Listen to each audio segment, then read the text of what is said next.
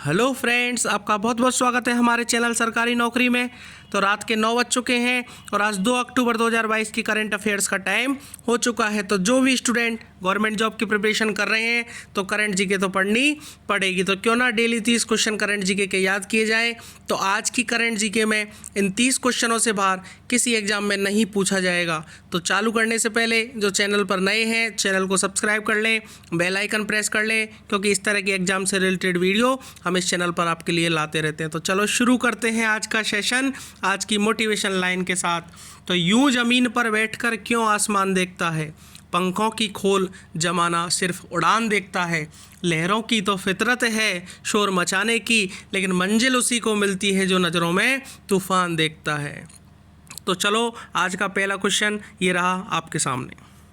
तो बात करें, हाल ही में एएसआई ने किस राज्य के बांधवगढ़ में 20 बौद्ध गुफाओं की खोज की है? इसका आंसर है मध्य प्रदेश। और जो भी बच्चे नोटबुक और पेन लेके नहीं बैठे हैं तो नोटबुक पेन लेके बैठें, जो भी इंपॉर्टेंट टॉपिक आता है उसको आप नोट भी करें, ठीक है ना। तो मध्य प्रदेश में अभी 20 बौद्ध गुफाओं की खोज हुई है और किसने की है? एएसआई ने की है, ठीक है ना। तो मध्य प्रदेश में एक ज़िला है उमरिया, नोट करना इस बात को। मध्य प्रदेश में एक ज़िला है उमरिया और उमरिया का जो बांधवगढ़ इलाका है वहाँ पर 2000 साल पहले के मानव निर्मित गुफाएं मिली हैं, ठीक है ना। कितनी मिली है? वो मिली हैं 20 बौद्ध गुफाएं, ठीक है। और अभी भी एएसआई इस पर काम कर रही है और डेली इसका अपडेट चेंज होता है, ठीक है ना। किस दिन और गुफा मिल जाएंगी तो ये चेंज हो सकता है, लेकिन जगह कौन सी है? मध्य प्रदेश में उमरिया जिला है और बांधवगढ़ इलाके में ये मानव निर्मित गुफाएं मिली हैं। और 26 पुराने मंदिर भी मिले हैं, ठीक है ना, क्योंकि एएसआई ने इन जो पुराने अवशेष मिले हैं इनको गहनता से अध्ययन किया है, ठीक है ना। और इन जो गुफाओं में पुरानी तरह से बेड भी मिले हैं। बेड का मतलब पुरानी तरह से जो सोने की व्यवस्था की जाती थी उस तरह से व्यवस्थाएं भी मिली हैं। तो ये खोज किसने की है? एएसआई ने की है, मध्य प्रदेश के उमरिया जिला के बांधवगढ़ इलाके में, ठीक है। इसके बाद क्वेश्चन नंबर 2 पे बात करें कि किस राज्य सरकार ने हाल ही में चीपी हवाई अड्डे का नाम बैरिस्टर नाथ पाई के नाम पर करने की मंजूरी दी है, ठीक है ना। देखो, मैंने आपको अभी 1-2 दिन पहले जो करंट जीके आई थी उसमें भी बताया था। उसमें एक क्वेश्चन आया था कि जो अपना चंडीगढ़ का हवाई अड्डा है उसका भी नाम चेंज किया गया था और उसका नाम चेंज करके क्या रखा था? भगत सिंह हवाई अड्डा, ठीक है। इसी तरह से जो ये चीपी हवाई अड्डा है, ठीक है, चीपी हवाई अड्डा, इसको सिंधु दुर्ग हवाई अड्डा के नाम से भी जाना जाता था पहले। कौन से नाम से? सिंधु दुर्ग हवाई अड्डा के नाम से भी जाना जाता था, ठीक है। और ये कहाँ है? ये भारत के महाराष्ट्र राज्य में है। कहाँ पे? महाराष्ट्र में। और महाराष्ट्र में कहाँ पे? तो सिंधु दुर्ग जिला है एक महाराष्ट्र में। कौन सा? सिंधु दुर्ग। वहाँ के चिपी परुले, ठीक है ना। कहाँ पे? चिपी परुले। और तालुका बेंगुला, ठीक है ना, तालुका बेंगुला में ये हवाई अड्डा स्थित है। और इसका जो अभी 27 सितंबर गई है वहाँ पर जो इस सिंधु दुर्ग जिले में जो ये हवाई अड्डा है चीपी, कौन सा? चीपी, इसका जो नाम है वो चेंज कर दिया और नाम चेंज करके क्या रखा है? बैरिस्टर नाथ पाई। क्या रखा है? बैरिस्टर नाथ पाई हवाई अड्डा, ठीक है। बैरिस्टर नाथ पाई कौन थे? ये अपने एक पुराने स्वतंत्रता सेनानी हैं और समाजवादी भी हैं, ठीक है ना, जो पहले थे स्वतंत्रता सेनानी और समाजवादी, इनके नाम पर ये हवाई अड्डा रखा गया है, ठीक है। तो ये क्वेश्चन नंबर 2 अपना है, नोट कर लेना सारी चीज़ें। क्वेश्चन नंबर 3 पे हम बात करें तो हाल ही में एआईएफएफ ने किस राज्य में फुटबॉल विकास योजना की शुरुआत की है? ठीक है ना। एआईएफएफ ने किस राज्य में फुटबॉल विकास योजना की शुरुआत की है? तो इसका आंसर है अरुणाचल प्रदेश, ठीक है ना। एक्चुअल में एआईएफएफ क्या होता है? तो ये ऑल इंडिया फुटबॉल फेडरेशन होता है, ठीक है ना। इसकी फुल फॉर्म क्या है? ऑल इंडिया फुटबॉल फेडरेशन, ठीक है। तो इसको शॉर्ट फॉर्म में बोलते हैं एआईएफएफ। और एआईएफएफ ने क्या किया है कि उस राज्य के जो मुख्यमंत्री हैं अरुणाचल प्रदेश के, वो हैं पेमा खांडू। कौन है? पेमा खांडू, नोट कर लेना, पेमा खांडू। और जो ये एआईएफएफ जो इसके अध्यक्ष हैं, ठीक है ना, उनका नाम है कल्याण चौबे। क्या है? कल्याण चौबे।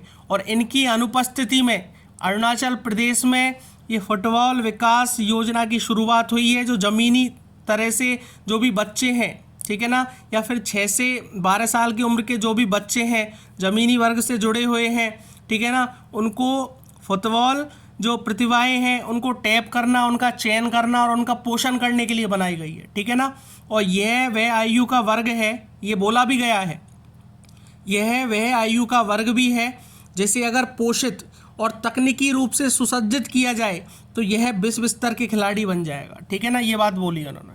क्वेश्चन नंबर 4 की अपन बात करें तो किस राज्य के दुआरे राशन, क्या किस राज्य के दुआरे राशन योजना को हाल ही में हाई कोर्ट ने अवैध घोषित कर दिया है? तो इसका आंसर है पश्चिम बंगाल।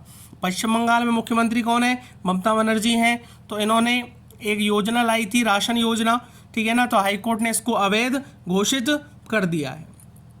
इसके बाद हम बात करें क्वेश्चन नंबर 5 की, तो हाल ही में भारत के अगले अटॉर्नी जनरल के रूप में किसे नियुक्त किया गया है? तो सबसे इंपॉर्टेंट क्वेश्चन है, अभी लास्ट 1-2 दिन में मैंने ये क्वेश्चन दोबारा रिपीट कराया है आज, और पहले भी दिया था, पहले भी बताया था। तो पहले मैंने आपको एक नाम बताया था, याद हो तो वो बताया था मुकुल रोहतगी। क्या नाम बताया था? मुकुल रोहतगी। मैंने ये कहा था कि मुकुल रोहतगी 1 अक्टूबर से अटॉर्नी जनरल बन जाएंगे, ठीक है ना। लेकिन एक्चुअल में अब क्या हुआ, दोबारा करंट चेंज हुआ करंट जीके में, तो ये अपडेट आती रहती है, इसलिए ध्यान रखना कि पहले जो अटॉर्नी जनरल थे उनका नाम था वेणुगोपाल, के वेणुगोपाल, ठीक है ना। तो के वेणुगोपाल का जो कार्यकाल है 30 जून को ख़त्म हो गया था, ठीक है ना, 30 जून को ख़त्म हो गया था। इसके बाद सरकार के आदेश पर, सरकार की जो निर्देश दिया था उस पर 3 महीना कार्यकाल उनका बढ़ाया और 30 सितंबर तक कर दिया गया। लेकिन 30 सितंबर को उनको फाइनली अब कार्यकाल ख़त्म हो गया। उसके बाद में 30 सितंबर से पहले ही 13 या 15 सितंबर के बीच में ये फाइनल डिसाइड कर दिया गया कि मुकुल रोहतगी क्या बनेंगे, नए अटॉर्नी जनरल बनेंगे। लेकिन उन्होंने कुछ टाइम लेकर मना कर दिया इस बात के लिए कि वो अटॉर्नी जनरल के रूप में पद नहीं ग्रहण करना चाहते। तो उसके बाद सरकार का दोबारा फैसला आया, और सरकार के फैसले के बाद में जो नाम नया आया है वो आपके सामने दिख रहा है, आर वेंकट रमनी, ठीक है ना, आर वेंकट रमनी, ये अब नए अटॉर्नी जनरल बनेंगे, ठीक है ना, क्योंकि के वेणुगोपाल जी का जो 30 सितंबर को सेवा समाप्ति कंप्लीट हो रही है। मुकुल रोहतगी जी ने पहले मना कर दिया था, तो ये बात ध्यान रखना। और जो अभी अटॉर्नी जनरल है इनका 30 जून को ही समाप्त हो गई थी सेवा, तो लेकिन इनकी सेवा में क्या किया था, विस्तार किया था। और ये जो अब नए बने हैं आर वेंकट रमनी, इनका क्या है, ये सुप्रीम कोर्ट में लॉयर हैं और इनको 30 साल से ज़्यादा का अनुभव भी है। तो इसलिए अब सरकार ने डिसाइड किया है कि आर वेंकट रमनी नए अटॉर्नी जनरल बनेंगे। तो इसलिए ध्यान रखना, 2 दिन पहले यदि किसी ने वीडियो देखी है तो उसमें मैंने मुकुल रोहतगी बोला था, लेकिन वो अब चेंज कर दिया है। इसके बाद हम क्वेश्चन नंबर 6 की बात करें तो किस बैंक ने हाल ही में उत्सव अभियान खुशियों का त्यौहार शुरू किया है? तो इसका आंसर है bank of Baroda. Bank of Baroda जो बैंक है अपनी BOB जिसको शॉर्ट फॉर्म में बोलते हैं, उस बैंक ने अभी उत्सव अभियान शुरू किया है, खुशियों का त्यौहार, ठीक है ना। क्योंकि ये जो अभियान है शुरू किया है क्योंकि अभी करंट में तो दिवाली आ रही है, ठीक है, त्यौहार काफ़ी आ रहे हैं, तो इसलिए ये अभियान उन्होंने चालू किया है। इसके बाद क्वेश्चन नंबर 7 की बात करें तो हाल ही में किस कंपनी ने देश की पहली इलेक्ट्रिक हैचबैक कार लॉन्च की है? तो इसका आंसर है टाटा, ठीक है ना। तो टाटा कंपनी जो अपनी है देश की काफ़ी बड़ी कंपनी है, तो उस कंपनी ने जो इलेक्ट्रिक कार है, हैचबैक कार, इसको लॉन्च किया है। इसके बाद हम क्वेश्चन नंबर 8 पे बात करें तो उज्जैन में स्थित महाकाल कॉरिडोर अब किस नाम से जाना जाएगा, ठीक है ना। तो उज्जैन में एक कॉरिडोर है जिसका नाम है महाकाल, अब वो किस नाम से जाना जाएगा? तो इसका आंसर है श्री महाकाल लोक। क्या नाम है? श्री महाकाल लोक। जो अपने उज्जैन किस में आता है? मध्य प्रदेश में आता है, ठीक है ना, और MP में आता है। तो मध्य प्रदेश के जो मुख्यमंत्री हैं उनका नाम है शिवराज सिंह चौहान, चीफ मिनिस्टर शिवराज सिंह चौहान। तो इनकी सहमति से, ठीक है, महाकाल जो कॉरिडोर है इसका नाम चेंज करके महाकाल लोक रख दिया है, ठीक है ना। और इसकी जो औपचारिक जानकारी दी है वो अभी 2 दिन पहले किसने दी है? जो वहाँ के गृह मंत्री हैं, ठीक है ना, जो होम मिनिस्टर हैं नरोत्तम मिश्रा। कौन है? नरोत्तम मिश्रा। तो उन्होंने ये ऑफिशियली अभी जानकारी दी है, ठीक है ना। तो ये आंसर है श्री महाकाल लोक, नाम चेंज किया है महाकाल कॉरिडोर का। इसके बाद क्वेश्चन नंबर 9 की बात करें तो हाल ही में आई रिपोर्ट के अनुसार उत्तर प्रदेश की सबसे प्रदूषित नदी कौन सी घोषित की गई है? तो इसका आंसर है हिंडन नदी, ठीक है ना। तो अभी 25 सितंबर गया था, तो उस 25 सितंबर को दुनिया भर में, अपने पूरे देश में, ठीक है ना, और पूरे दुनिया में विश्व नदी दिवस मनाया गया था। कौन सा दिवस? विश्व नदी दिवस मनाया गया था। तो इस दौरान जो नदियां हैं उनके पर्यावरणीय महत्व को भी समझाया और इनके चर्चा भी काफ़ी हुई। तो तब ये आकलन किया गया कि जो ये उत्तर प्रदेश की एक नदी है हिंडन नदी, ठीक है ना, जो गाजियाबाद में है सॉरी जो गाजियाबाद में है हिंडन नदी, ये सबसे प्रदूषित नदी में आई है सॉरी जो सबसे प्रदूषित नदी में पहले स्थान पर आई है पूरे देश में, ठीक है ना। और इसमें एक्चुअल अब क्या है कि इसमें जो कीटनाशक है बहुत ज़्यादा हो गए हैं, ठीक है ना, और जो कीटाणु है और एक गंदगी है, जो प्रदूषण है, कचरा सब यहीं फैलाते हैं। एक्चुअल में क्या है, जो नोएडा सिटी में या फिर यहाँ पर जितने भी जो फैक्ट्रीज हैं उन सब का कचरा इस नदी में जाता है। अब नदी में जब कचरा जाता है तो उसके कारण यहाँ पर इतना जमाव हो चुका है कचरे का, तो अब वो नदी विलुप्त के कगार पर है, मतलब अब दिखना ही बंद हो गई है। उसमें पानी इतना ख़राब है कि यदि कोई जानवर का मतलब या तो जानवर पानी पी ले या फिर उसमें रहने वाले जितने भी हैं जानवर, तो वो यदि उस पानी में रह पाए तो कुछ टाइम में ही उनकी मृत्यु हो जाएगी। तो ये स्थिति हो गई है इस नदी की, हिंडन नदी, ठीक है। इसके बाद क्वेश्चन नंबर 10 की बात करें तो हाल ही में प्रधानमंत्री द्वारा 36वें राष्ट्रीय खेलों का उद्घाटन कहाँ किया गया? 36वें राष्ट्रीय खेलों का उद्घाटन, तो इसका आंसर है हैदराबाद, ठीक है ना। तो हैदराबाद में अभी प्रधानमंत्री द्वारा 36वें राष्ट्रीय खेलों का उद्घाटन भारत के हैदराबाद शहर में किया है, ये ध्यान रखना आप, ठीक है ना।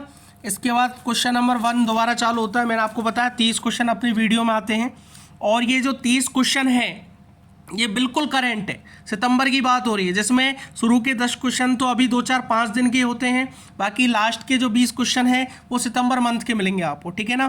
तो ये सारे एग्जाम में इंपॉर्टेंट क्वेश्चन है तो इनको अच्छे से याद करें और डेली 30 क्वेश्चन याद करना कोई बहुत बड़ी बात नहीं होती, ये भी ध्यान रखना।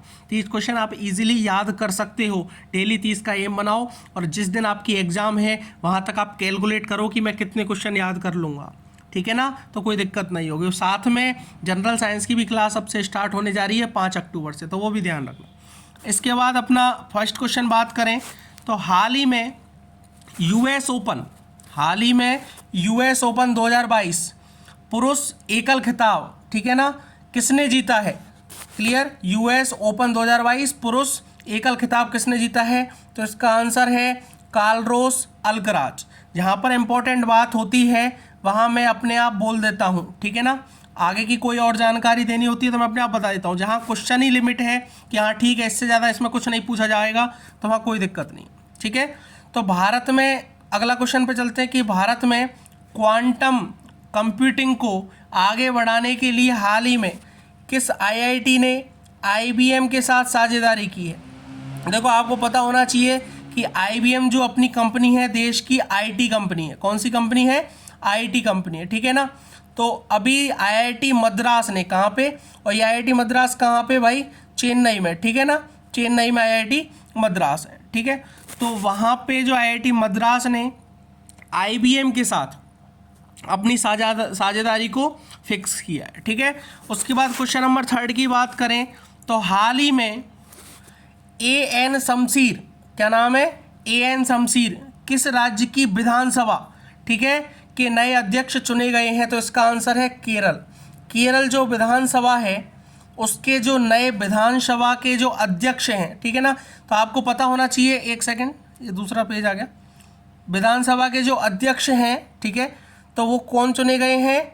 एएन शमशीर। तो आपको पता होना चाहिए कि जो विधानसभा के जो अध्यक्ष होता है वो एक्चुअल में जो विधानसभा के जितने सदस्य हैं उनके द्वारा क्या किया जाता है? बनाया जाता है, ठीक है ना। तो उनके द्वारा बनाने का जो प्रोसेस है वो एक्चुअल पॉलिटिकल में पूरा दिया गया है, ठीक है ना। अच्छे से समझना है तो आप वीडियो देख सकते हैं, मैंने वीडियो डाली हुई है इस पर, क्लियर।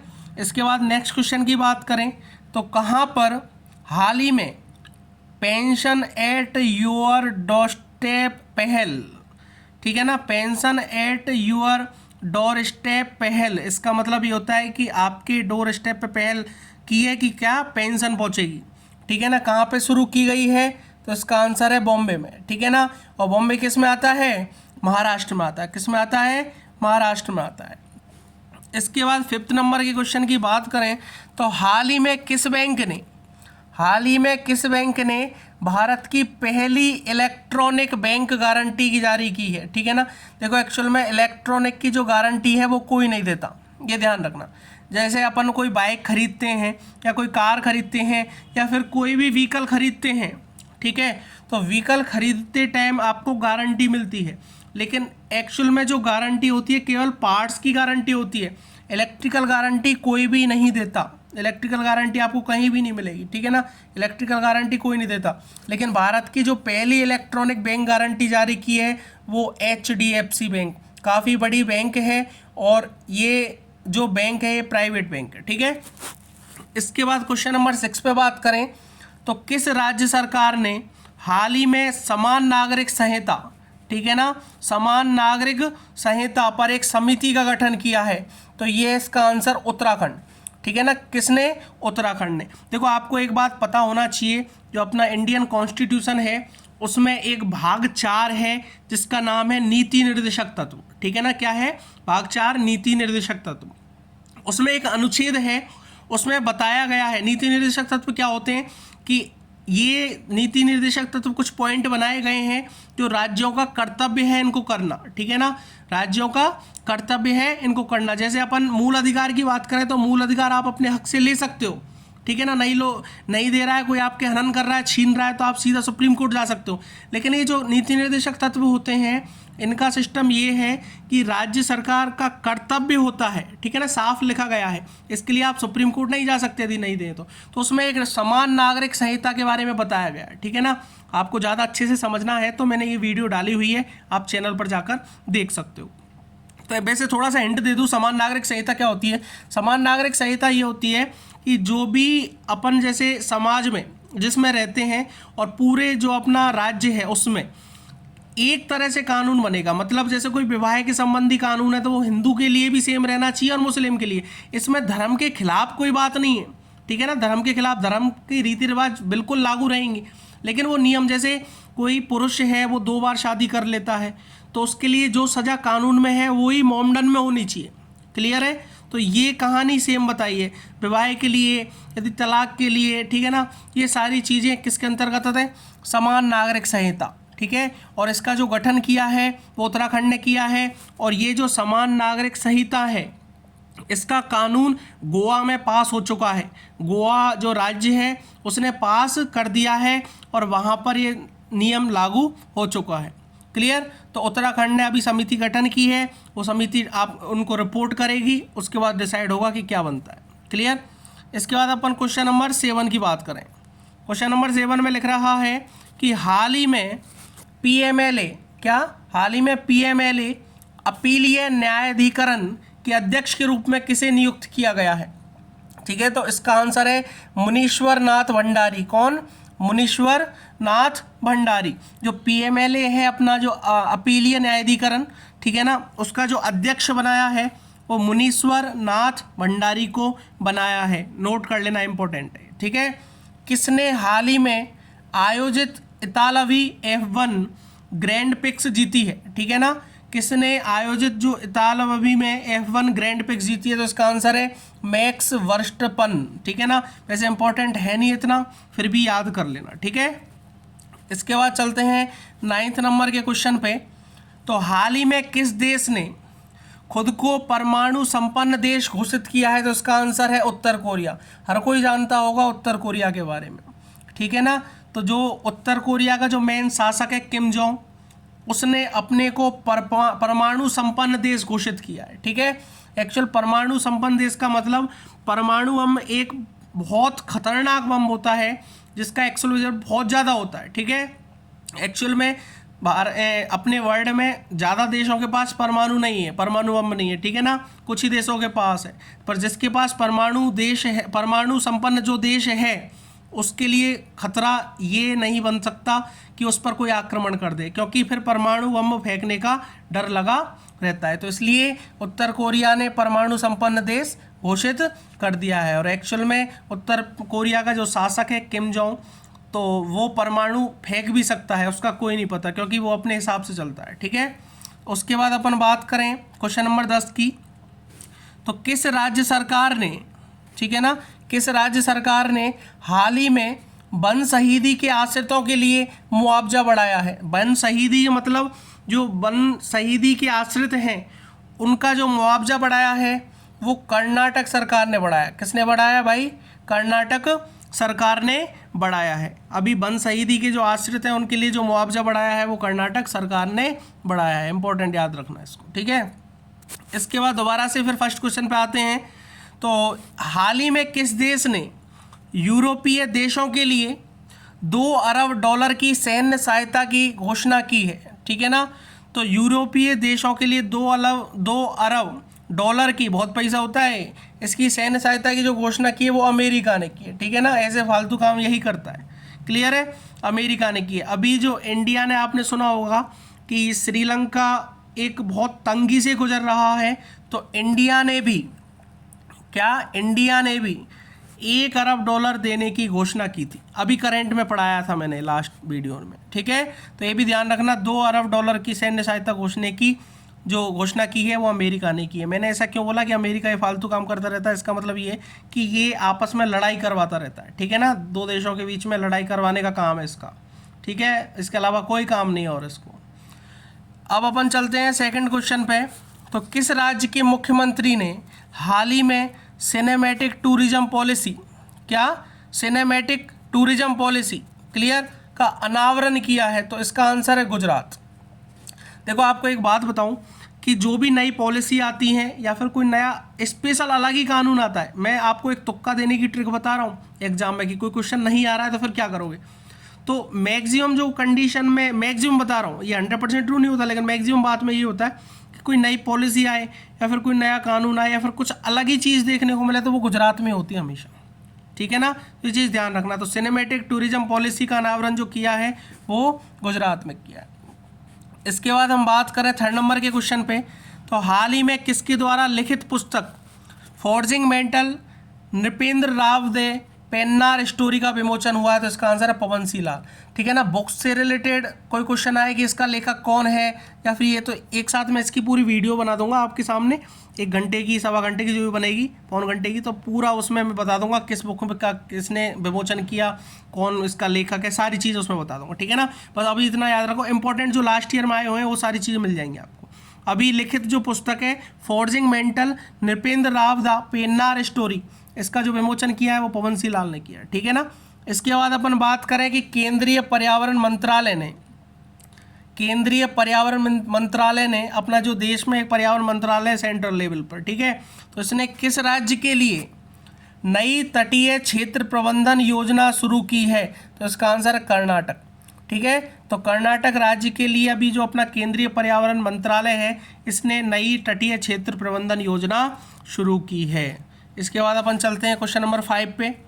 तो 5 क्वेश्चन है, हाल ही में किस राज्य में भारत के सबसे पूर्वी सैन्य गरीसन का नाम जनरल बिपिन रावत के नाम पर रखा गया है? ठीक है ना, तो इसका आंसर है अरुणाचल प्रदेश। मैंने आपको बताया था कि जो बिपिन रावत हैं, ठीक है ना, जनरल बिपिन रावत हैं, ये अपने देश के पहले CDS थे। क्या थे? देश के पहले CDS थे। देश के पहले CDS का मतलब क्या है कि जो जितनी भी अपनी आर्मी है, आर्मी का मतलब जो अपनी थल सेना है, ठीक है, वायुसेना है और जो जल सेना जिसको नौसेना भी बोलते हैं, इन सब का जो चीफ होता है, चीफ डिफेंस स्टाफ, ठीक है ना, जो चीफ होता है उसको बोलते हैं CDS।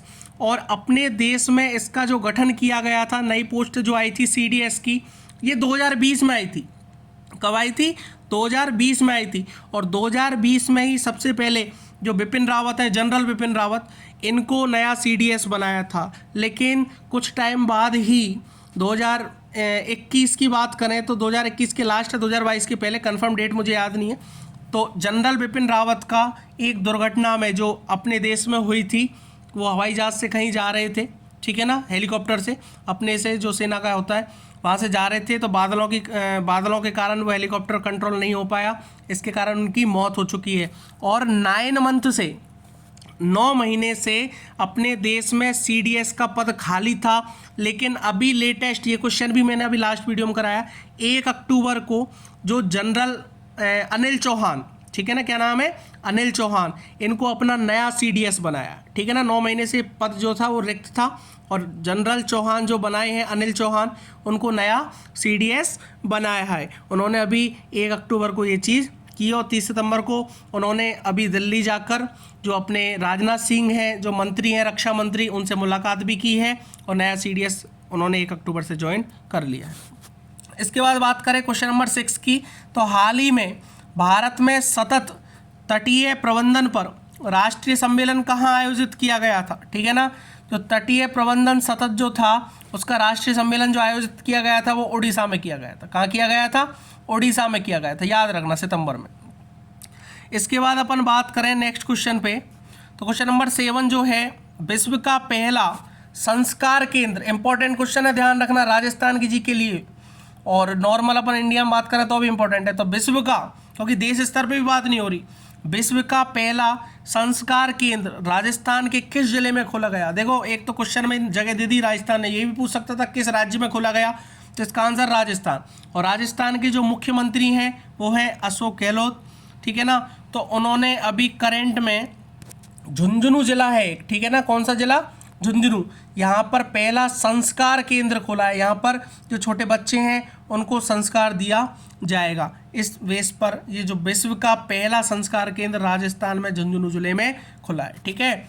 इसके बाद हाल ही में पीयूष गोयल ने, ठीक है ना, कहाँ US India strategic partnership forum को संबोधित किया है, ठीक है ना, जो फोरम है, इसका आंसर है लॉस एंजिलस, ठीक है ना, लॉस एंजिलस, ठीक। तो पीयूष गोयल ने जो US India strategic partnership forum को जो संबोधित किया है वो कहाँ किया है, तो लॉस एंजल्स में किया है, ठीक है ना, ये इतना इंपॉर्टेंट है यहाँ तक। इसके बाद क्वेश्चन नंबर 9 की बात करें, तो अमेरिका के किस शहर में वायरस फैलने के कारण पोलियो पर आपातकाल की स्थिति घोषित कर दी गई है, ठीक है ना। अमेरिका का एक शहर है न्यूयॉर्क, नाम सुना होगा आपने काफ़ी बार। तो अमेरिका का एक शहर है न्यूयॉर्क, जहाँ पर पोलियो, ठीक है ना, तो पोलियो जो है वो वायरस होता है, वायरस फैलने के कारण जो पोलियो पर क्या किया है इन्होंने, आपातकाल को घोषित कर दिया है, ठीक है ना, इमरजेंसी लगा दी है न्यूयॉर्क में। इसके बाद आज वीडियो का लास्ट क्वेश्चन, तो हाल ही में फॉर्च्यून इंडिया रिच लिस्ट 2022, ठीक है ना, इंडिया की जो लिस्ट है, रिच लिस्ट है, ठीक है ना, फॉर्च्यून इंडिया की, तो उसका जो भारत के सबसे अमीर व्यक्ति कौन बने हैं, ठीक है ना, तो सबसे जो अमीर व्यक्ति हैं वो बने हैं गौतम अडानी, ठीक है ना, आप नाम सुने होंगे इनका। गौतम अडानी जो हैं वो सबसे अमीर व्यक्ति अपने जो फॉर्च्यून इंडिया रिच लिस्ट जो 2022 में जारी हुई है उसके सबसे अमीर व्यक्ति बने हैं गौतम अडानी। तो यहाँ तक वीडियो देखिए, अच्छी लगी है तो लाइक ज़रूर करना, कोई डाउट हो, ठीक है ना, और वीडियो अच्छी लग रही है तो भी कमेंट करना, ठीक है, और कोई डाउट हो तो भी आप कमेंट कर सकते हो, मैं सॉल्यूशन प्रोवाइड कराने की कोशिश करूँगा कमेंट में ही, या फिर नेक्स्ट वीडियो में स्टार्टिंग में आपको सॉल्यूशन आपका प्रोवाइड करा दूँगा। तो अच्छे से पढ़ाई करते रहें, 30 क्वेश्चन डेली करंट अफेयर्स की याद करें, 30 क्वेश्चन आप डेली जनरल साइंस जो कि 5 अक्टूबर से स्टार्ट होने जा रही है उसको याद करें, और 7 अक्टूबर से प्रीवियस ईयर के जितने भी क्वेश्चन हैं वो भी स्टार्ट होने जा रहे हैं, तो उनको भी आप अच्छे से पढ़ें, तो आपको गवर्नमेंट जॉब लेने से कोई नहीं रोक सकता। Thank you very much.